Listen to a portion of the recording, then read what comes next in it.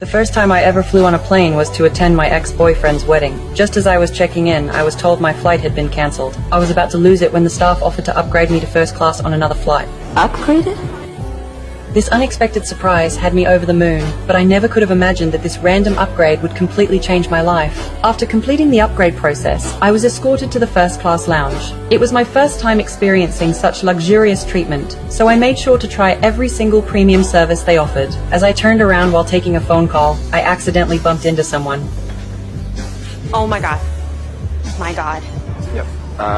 Before I could even apologize, the attentive first-class staff swooped in and smoothed over the awkward moment. The face mask I was wearing turned out to be a blessing in disguise. It made my face hard to recognize. I thought that would be the last time we'd cross paths, but fate has a funny sense of humor. We ran into each other again on the plane. When I noticed the stain on his pants, I immediately felt embarrassed. What surprised me even more was that he ended up sitting right next to me. I assumed he wouldn't recognize me, but my distinctive eyebrows gave me away. Fortunately, he was a good sport about it. Not only did he not seem annoyed, he actually greeted me warmly.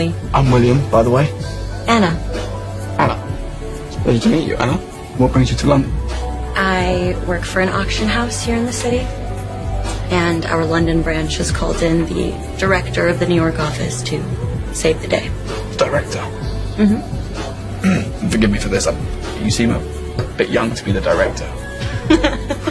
Clearly, Nick had mistaken me for a director. Driven by vanity, I went along with it after all. Once this flight was over, we'd just be strangers passing through each other's lives. Putting your best foot forward in front of strangers is something most people do. The truth is, I wasn't a director at all, just an ambitious assistant. But I dreamed of becoming someone remarkable like her, and hoped to one day own my own gallery. Reality, however, wasn't so kind. I was crashing at my sister and brother-in-law's apartment, putting up with his constant complaints. Ronnie! What? She could stay here, but I can't get a dog. She's not a dog. She's my sister. There's a difference. Yeah, there's a difference. You can have sex in front of a dog. You can have sex in front of a dog. Shut your... Then one day, things finally took a turn. My boss ordered me to pack my bags and head to London. My brother-in-law couldn't help fast enough. My leaving was clearly a relief for him. This London trip was just as her assistant. She had already arrived ahead of me. Through our conversation, I learned that Nick came from a wealthy London family, a classic trust fund kid. Even though he'd always wanted to start his own business, he hadn't gotten anywhere yet. That's exactly why he was so impressed that someone my age had already made it to director. Soon we touched down. As I walked out of the airport searching for my boss's hotel. Do you know where you're going?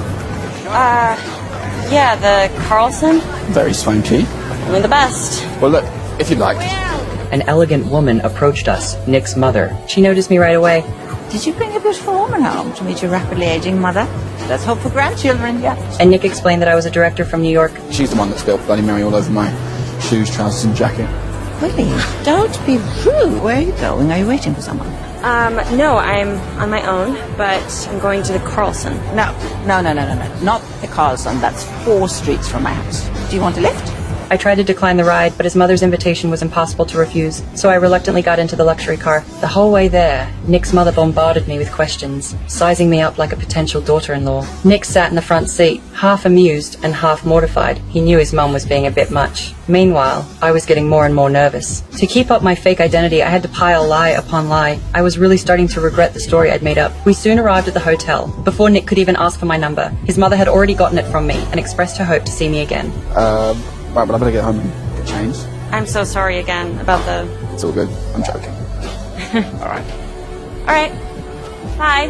Bye. To outsiders, I played the part of a young, successful director. But the moment I stepped through the hotel doors, I transformed back into the obedient little assistant. My boss handed me a handbook and demanded that I memorize the prices of every piece of art before she returned from Rome. I didn't dare slack off. I headed straight to the London branch office, dragging my heavy suitcase through the streets. My determined effort mixed with the bustling city made me look a bit pathetic. Luckily, I made it to the company meeting just in time. At the meeting, I learned that the company had just landed a major deal helping a billionaire auction off their art collection. What I didn't know was that the mysterious billionaire was Nick's mother. Right after that, I faced some deliberate hazing from 2 senior colleagues. Since office space was limited, they stuck me in a dark, damp basement. So, this is my office. Yeah. Let me guess, my hotel. It's a shithole.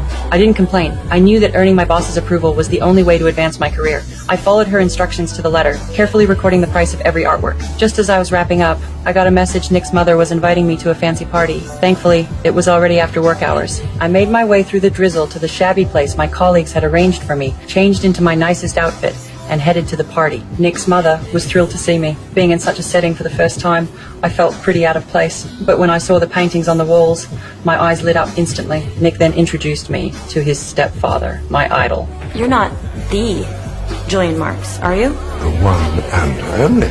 Oh my god, I love your work. Drunken wrestlers? I mean, wow. Meeting him in person, I was so excited I could barely find the words. Just as I was basking in the moment, a phone call interrupted everything. My boss's cold voice came through, ordering me to immediately get 2 nearly impossible to find opera tickets. Before I could explain, the line went dead. My good mood was instantly ruined. I told them I had to leave to buy 2 tickets to the theater. To my surprise, Nick's stepfather offered to help. With his promise, I felt a little better. Then, at Nick's mother's warm invitation, we stepped into an art-filled study. Inside, world-famous paintings hung like historical treasures, displayed in quiet elegance. Standing before these masterpieces, I felt like I was in a temple of art. Drawing on my professional eye and deep appreciation for art, I offered detailed commentary on each painting. My words flowed smoothly, my insights were sharp, and I earned high praise from Nick's mother. During our relaxed conversation, the stepfather suddenly asked which company I worked for. Irwin's? Well, that's incredible. I recently asked Irvins to auction these for me. Given this remarkable coincidence, Nick's mother decided she wanted me to handle the auction, but terrified of blame my cover. I quickly explained that I was just here to assist with the auction and wasn't the right person for such an important responsibility, plus it might cause misunderstandings with my colleagues. Seeing that my explanation made sense, Nick's mother didn't push the matter.